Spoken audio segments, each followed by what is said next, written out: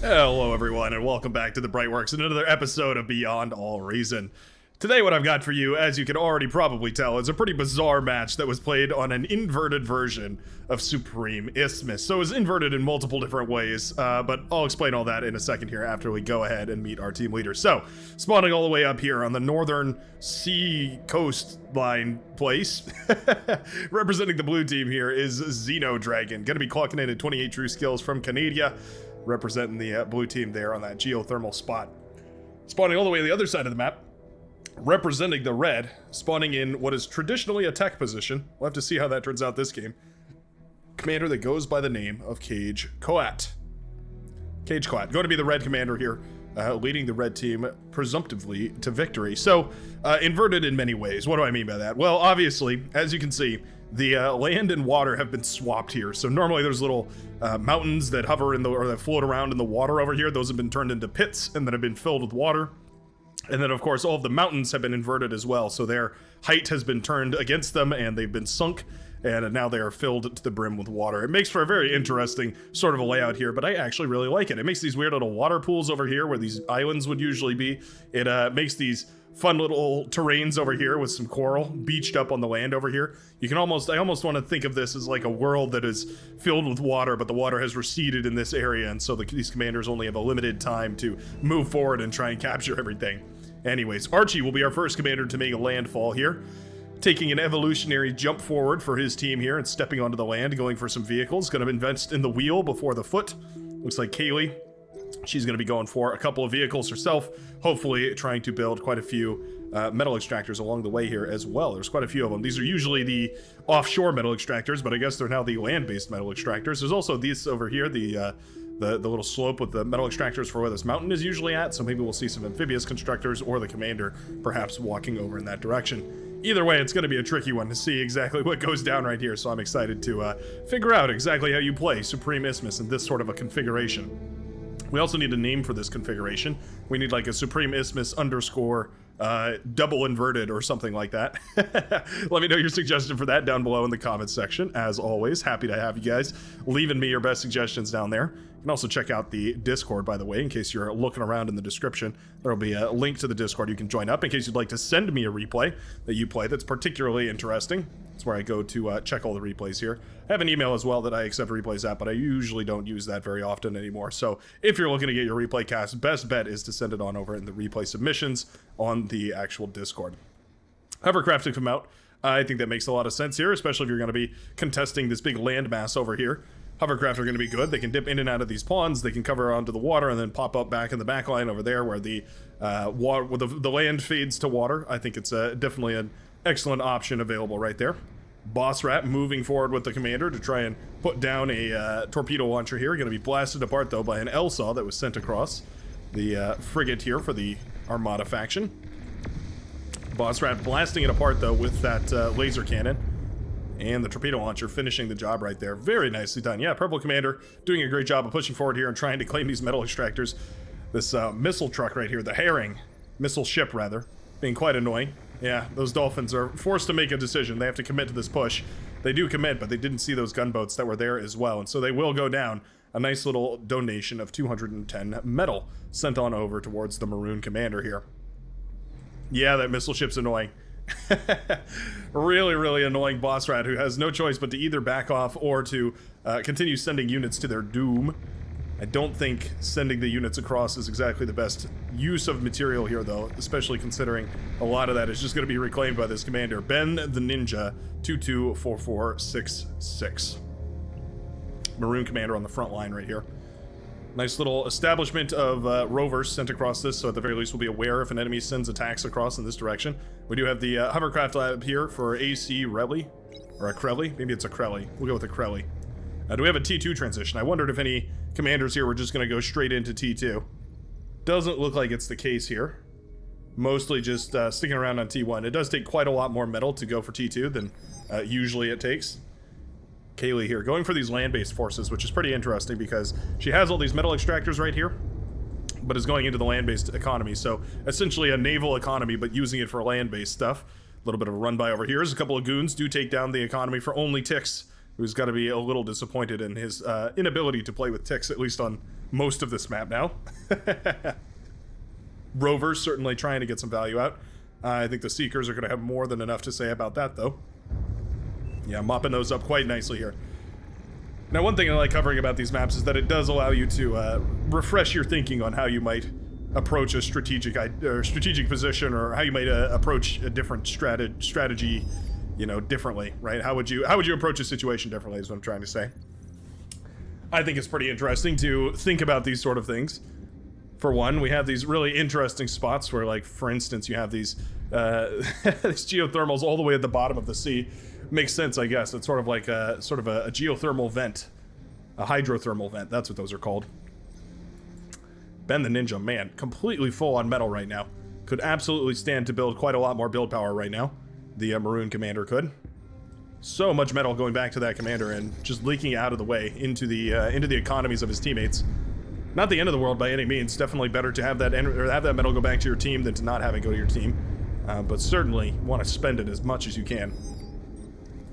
Herring right here doing pretty annoying work here. Yeah, shutting down a whole lot of these torpedo launchers slowly but very surely. About 3% damage per attack right here. My goodness, these frigates have gotten some value. Frigates firing away at all these tidal generators right here, shutting all of them off. Tidal generators producing 21 energy on this map, which is definitely well worth it. Very, very powerful energy producers, more efficient than fusion reactors even. Yeah, just like that, the lab goes down right here as well for the purple player up on the front line. Really nicely done. That does mean that all of a sudden the red team has a huge opportunity to push through here. Yeah, we definitely need to take advantage of that. These boats are as good as dead. There's not really anything they can do to get back out of there. There's going to be a whole lot of torpedoes firing at them. So if they turn around now, they're just going to be dead. If they continue marching forward, they might as well get a little bit of damage done before they die. So I don't mind this per se. I would like to see them self-destructed here, though. If we could self-destruct these to deny those wrecks going back to the economy here for the blue team, it would definitely be a net positive. But we'll have to wait and see if that'll happen. I have a feeling it probably won't. Gunship's going to blast a lot of these to smithereens right here, torpedo gunship included. They get a whole lot of those tidal generators, though, and some energy converters, and so at the very least doing a little bit more damage right here. It's a lot of metal at the bottom of the ocean, though. Yeah, I think a self-destruct right there would have absolutely made that a completely beneficial trade.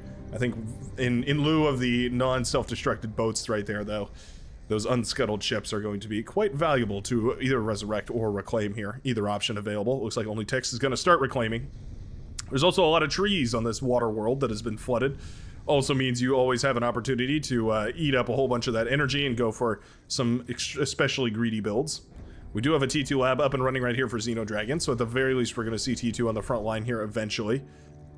Surprised, yeah, I was going to say I'm a little surprised we don't see more herrings out here firing away whenever possible. Do we have extra units enabled? No, looks like we do not.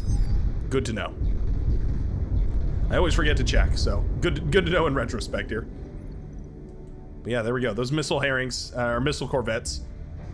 The light missile ship firing away here. I'd love to see all 4 of them firing. It'll kill that metal, or rather it'll kill that torpedo launcher.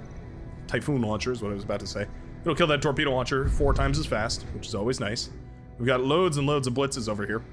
Blitzes are great, don't get me wrong, but they can't attack the water all as well as the hovercraft can. Akreli here, ready to go toe-to-toe with Archie. Love to see a little bit of an engagement at this point. These Januses are going to do great work against those blitzes. We've all seen just how brutal those Januses can be when they manage to connect their shots. They can definitely take a tremendous toll. Halbergs have been built. Okay. Cheeky. Oh, they're so close, though. Oh, Commander does degun both of them. Wow, Wake and Bake actually manages to degun down both of those at the same time. That was really, really nicely done, yeah. These coastal torpedo launchers are slowly falling here as a agitator has been built. Going to be firing away here, a little bit of a long-range plasma control cannon. Area control plasma artillery here.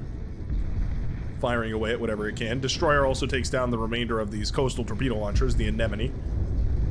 That's quite nice. We do have the flame ships out, so this is cool. One of the balance changes, in fact, I could just show you this real quick. If we, hold on, let me pause this game. let me pause the replay here. Let me just show you this really quickly. It is important. So there's a lot of different stuff that have been added to the most recent changes. One of which is that, is this the most recent changes? Hold on. Oh, here we go. Oh, there was literally an update since the last time I checked this 20 minutes ago. This is the update that I really wanted to focus on. So the release candidate units have been essentially added to the game. A lot of them have been basically been changed a little bit. They've had slight modifications, but basically all of them have been added. So the flame ships, the lightning ships, the demon has been added. The heat ray salamander has been added as well. Bunch of different changes here as well, in case you're curious. But basically what that means is that for any games moving forward, this T2 gantry will have access to some of those experimental T2 units. So we have the T2 support ships. We might actually just have the T2, the expanded T2C enabled here, but going forward, this flamethrower ship will be a default that's available. And it looks like we have the drone carrier and the support ship as well. Very, very nice. I absolutely love the T2 expanded rework. I think it offers quite a lot to the T2 era of the game, as far as naval is concerned anyway. Allows for a little more nuance, which I think is always fun. A little more depth. Sideways depth. Width, as they call it. T2 constructor is up, or T2 laboratory rather, is up right here for JC Sly, who's been asked for a T2 constructor from Cage. Cage has gone for a massive economy on the back of this here, just going for T1 energy converters and T1 tidal generators and just building absolutely as many of them as possible here. Not bad whatsoever. Gonna be a phenomenal economy right now, especially if we can upgrade all of the metal extractors to T2 and eventually the energy converters to T2 as well. It'll be quite powerful for eventually stepping up into a proper late game economy. Big torpedo battle in the middle of the sea here, the middle of the water isthmus.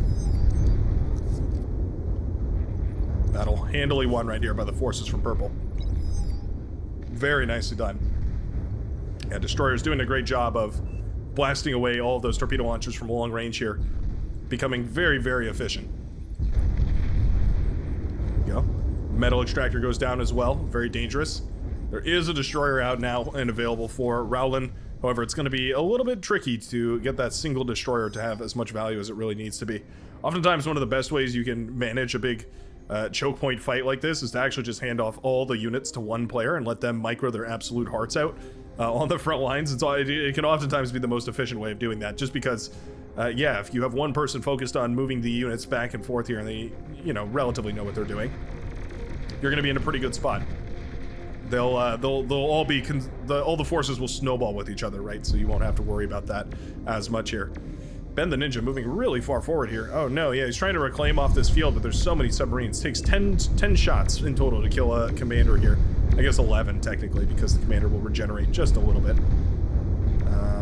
Yeah, that is a dead commander, I do believe. Oh no, one more shot from that torpedo. Oh no. Oh, that submarine turned away just a single shot before it managed to kill the maroon commander right there. Ah, what a bummer. If that commander had popped, I do believe it would have taken down all of these boats right here. It would have been a huge play. Would have basically allowed these destroyers to go through and clean house. Here, a little bit of an engagement over on this side. Looks like some Halbergs engaging against some of those Cayman, the hover tanks. Don't expect me to remember the names of all the hovercrafts. Certainly the least played units in the current meta pool.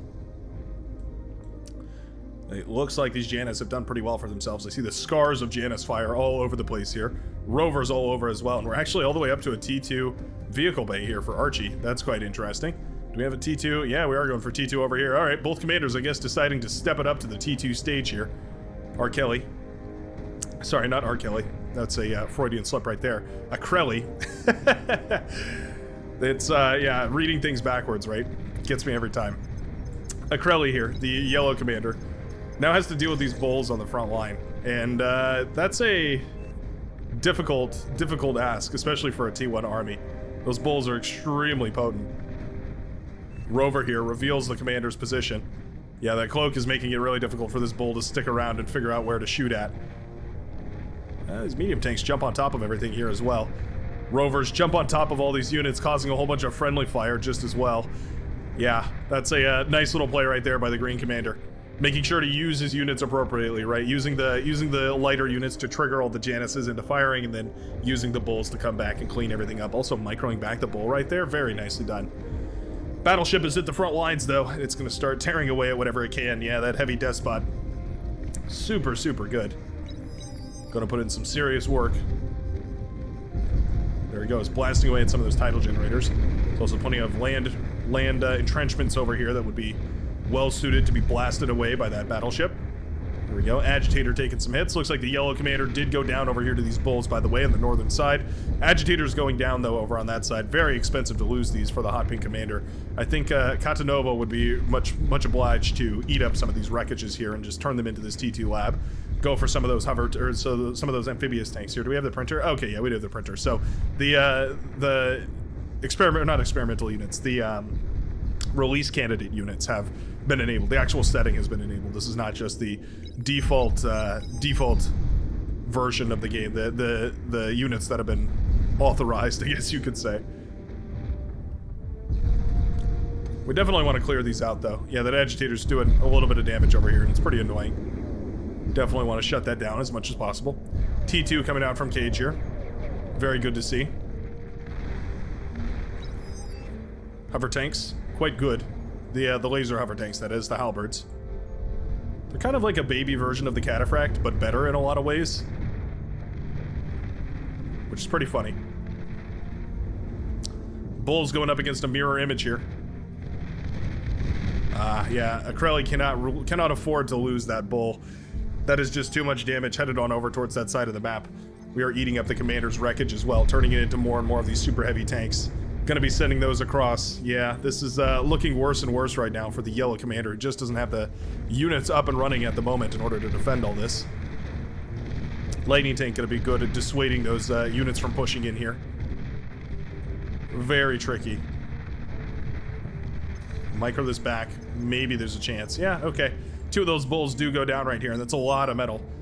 Almost 600 metal apiece per wreck right there, which is pretty impressive. Battleship is suddenly beset upon by a whole bunch of T2 Buccaneers, as well as all of these battleships firing away, or sorry, all these destroyers firing away here, the Corsair. T1 units certainly can kill those T2.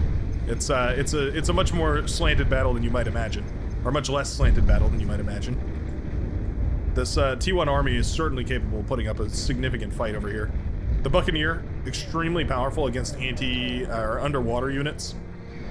Going to be much less viable against the above water units.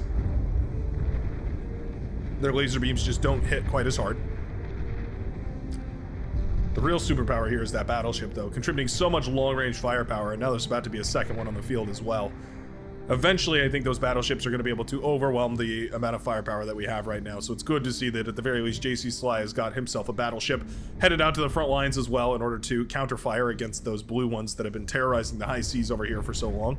This battleship going to be whittling away at whatever on the coast that it can with its little Cerberus cannon. Looks like it's dumb firing over here. Doesn't quite know what it's shooting at, but it certainly could fire away at a lot of that coastal defense. Always very powerful. Wow, and you know what? The yellow commander manages to hold. I am surprised. Archie definitely should have had the upper hand right there. Mauser and now Starlight being pumped out as well. Starlight, very expensive. 12,000 metal apiece for each one of those. But exactly the right unit against the bulls. Especially if we can engage the bulls and just pick off 1 or 2 or 3 of them at a time using those Starlight. That's absolutely what they're suited for here. This destroyer, battleship rather, has suffered immensely at the hands of this agitator over here. I think this battleship also contributing a lot as well, but yeah, the fact cannot be denied that this agitator has done so much damage over here. You know, we get a kill counter over in the bottom left-hand corner. I'd love to see a damage counter, just a raw damage counter on a unit. Maybe make that an accessible feature because, yeah, that's interesting to see. I wonder how much of that T1 static defense was actually used by the by that agitator. How much damage was actually done against the T2 units right there. Gonjanis, not able to really push up this beachhead. Yeah, all the units over here have been very good at making sure that Sully is left uncontested over here. Always really good to see. Surprised we don't have any bombing runs in the works here. Starlight's trying their best.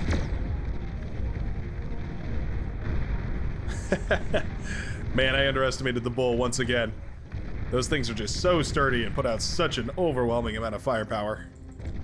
Here we go. Resbots built in mass here to resurrect some of these bulls and actually put them back together. Yeah, we're even going to spend the metal to patch that one back up. It makes a lot of sense. If you can just build the bulls on the enemy's front line, you might as well.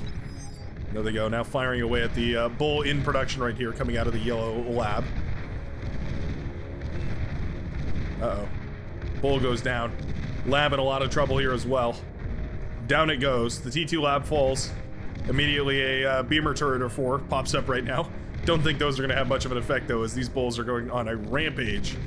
Much like a China store, these bulls are tearing through, ripping and tearing until it is done. Yellow Commander now going to certainly be overflowing on metal right here. Going to have to fall back to production in the back line here, as those bulls completely ravage the base. At the very least, the construction turrets did eat up a lot of that metal, though, so at the very least, that metal did go back to a just cause. The, yellow team now benefiting from a tremendous amount of overflowed metal, but it does mean that Archie has a huge advantage in the middle of the map right here. Yeah, tremendous advantage. Catanova, the last remaining vestige of any sort of, any sort of progress here on the main island. Just AFK, says Akreli. Not sure if that's exactly true. Yeah, we have some stuff building. We have a lab producing. Although, very slowly because the T2 economy is coming up and running here.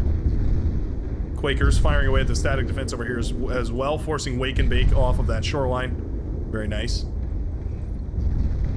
Buccaneers destroying all these submarines down below them. It's their intended purpose, so like to see them there. It's good work. Those submarines could certainly cause problems if they were left unattended and managed to slip by the defenses here, so I'm sure the entire red team is glad to see that those submarines are well dealt with.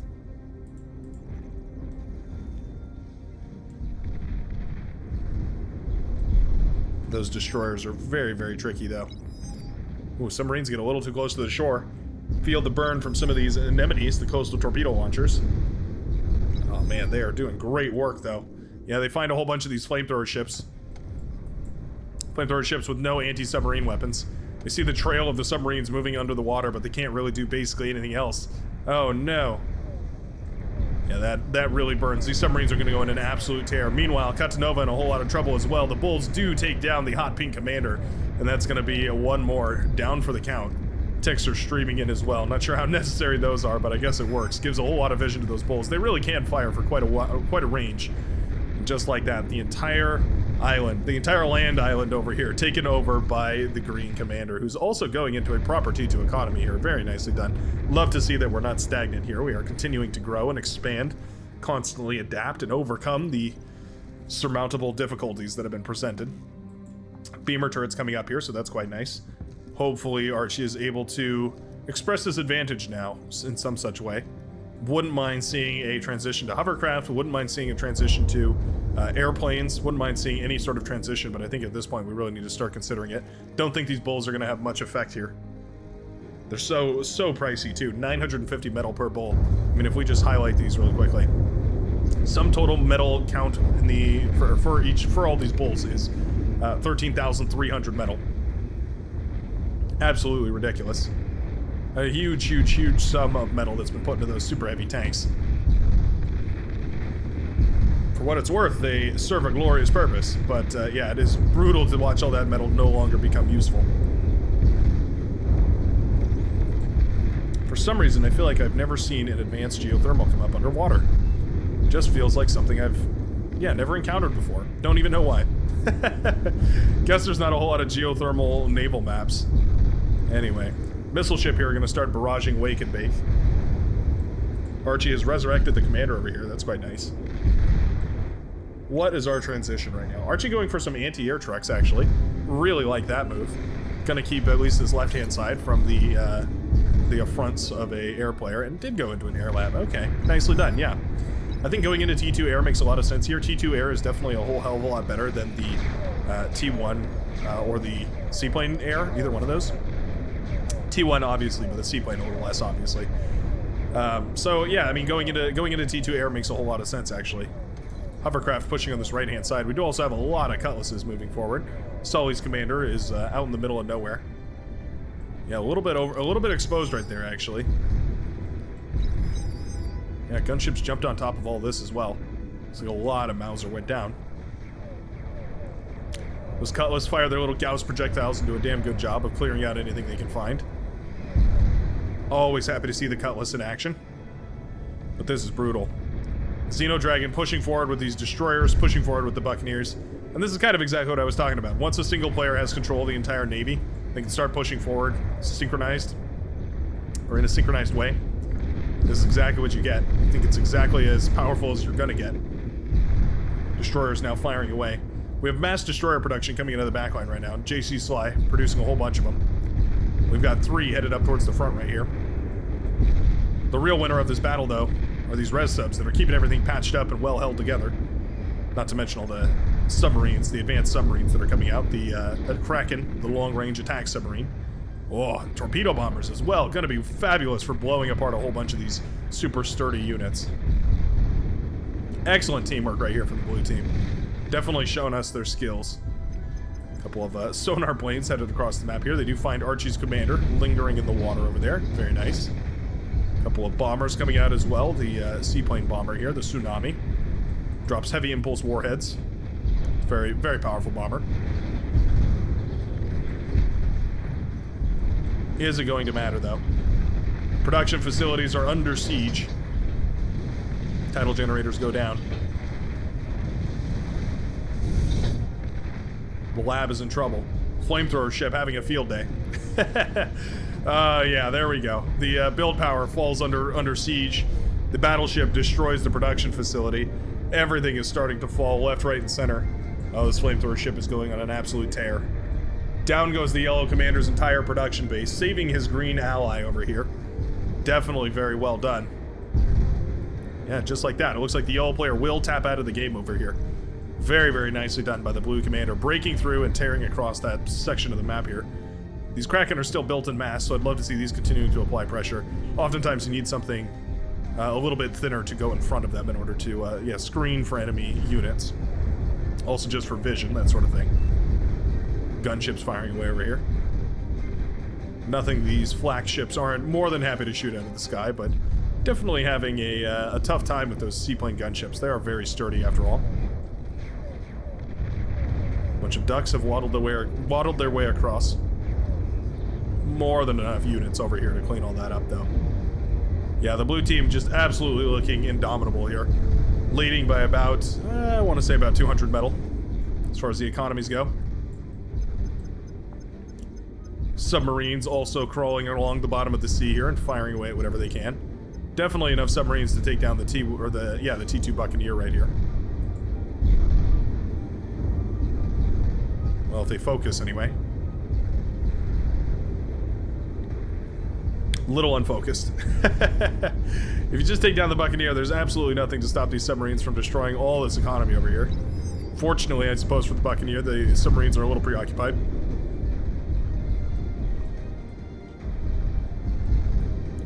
And away they go. Torpedo launcher even built.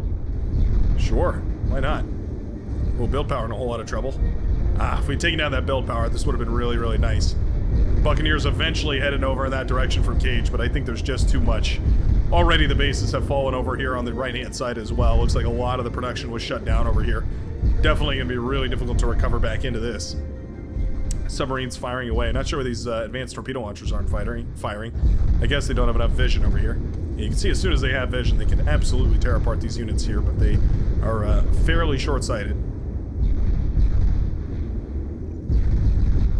Capital ship is out.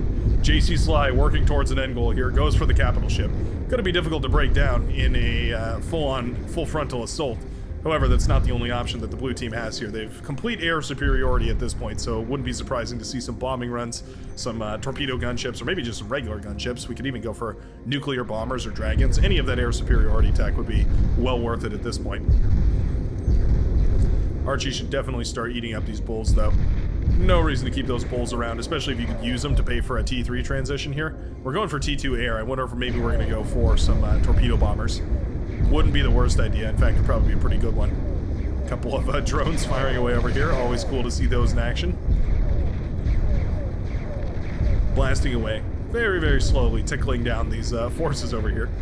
The drones are essentially a siege weapon. Very, very nice to see.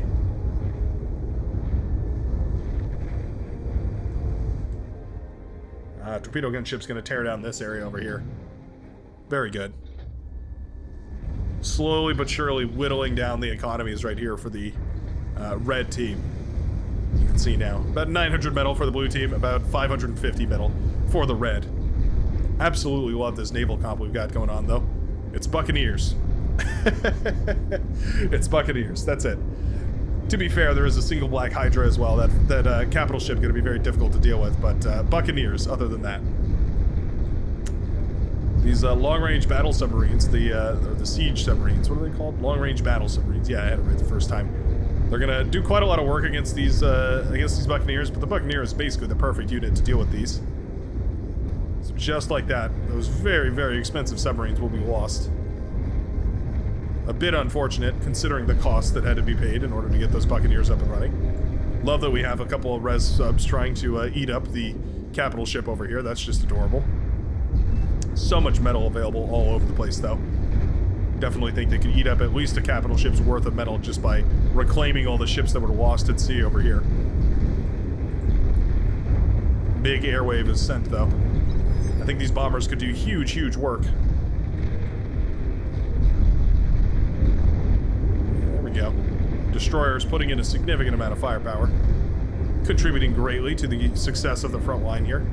Looks like the airwave will be pulled. There's some anti-airships over here, but they can be easily avoided. So now the torpedo bombers head on over in this direction. How much anti-air is there available? The answer is practically none. Cormorants, extremely dangerous. Very, very good at blasting away at economy. Every time they drop torpedoes, you know you're virtually guaranteed to kill something. There goes a whole bunch of energy converters, as well as a whole bunch of build power. Just like that, the red team.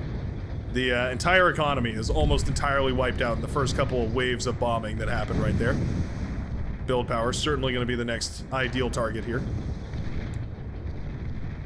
Those extremely explosive construction turrets definitely call for a bombing. A little bit of a weird chain reaction happening as well on some of those tidal generators. Yeah, this is absolutely devastating right here. Capital ship being besieged by a whole bunch of these long-range battle submarines as well. Some even seaplane bombers coming out to say hello here.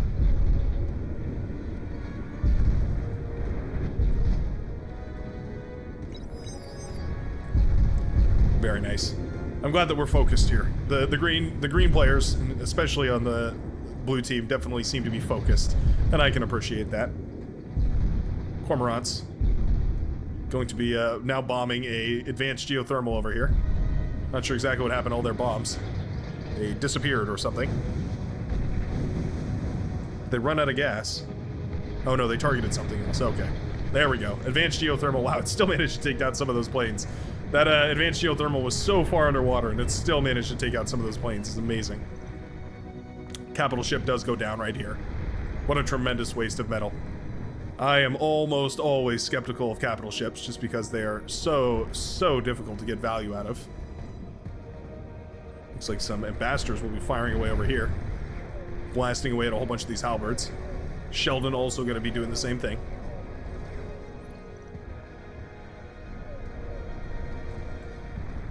But this is looking completely devastating for the red team. I'm going to go ahead and speed this up because I think we all know exactly where this is headed. These advanced submarines are slowly creeping and crawling their way across in this direction. Going to find one by one all the different facilities that are available over on this side. Blasting down submarines and whatnot. There they go, though, tearing apart the remaining energy economy here for the orange player. Although there's fusions up and available now, so it's not like it really matters all too much. More and more ships being put on the coast over here, though, to try and wipe away as much of this as possible here. Those destroyers certainly capable of blasting away at that base. Not going to happen, though. A nuke is up and running. We'll catch this nuke as it flies high into the sky. Wonder where it's going to go. Oh, it looks like it will land in an anti-nuke field. Shot out of the sky very brilliantly by an anti-nuke. Nicely done right there by Archie for remembering to keep an anti-nuke around. Actually, I think it might have actually been. Well, maybe. Oh, no, it was Archie. Okay, yeah. I thought it might have been this anti-nuke ship over here, but it was the Green Commander after all. There we go. The hovercraft had they've broken into, otherwise known as breached the base of the Red Commander, who just went for an absolutely tremendous amount of torpedo launchers, and unfortunately, for the Red Commander here, Cage Koat. The torpedo launchers are unable to shoot at these hovercraft, meaning that these hovercraft have free reign to roam the high seas and blast away all those very, very expensive units right there, just like that. Red Commander taps out of this game, meaning that it is only a matter of time before we see the rest of these, these applicants, these units, these players, these commanders decide that this game is no longer worth fighting. Capital ship now swarming away. See the red players have tapped out at this point. And there we go. Red team finally decides to resign, and I think, if anything, that was about as good a time as any. Definitely a very hard-fought battle, but excellently done by the blue team. Love to see this interesting spin on this map. I always love a good naval battle. Let me know what you think about it down below in the comment section. I know naval battles aren't for everybody, but I do appreciate you watching. And if you've seen it this far, you might as well go ahead and hit that like button, because it really does mean the world to me. Other than that, though, I hope you have a great rest of your day, and I will see you in the very next video of Beyond All Reason. Peace out, folks.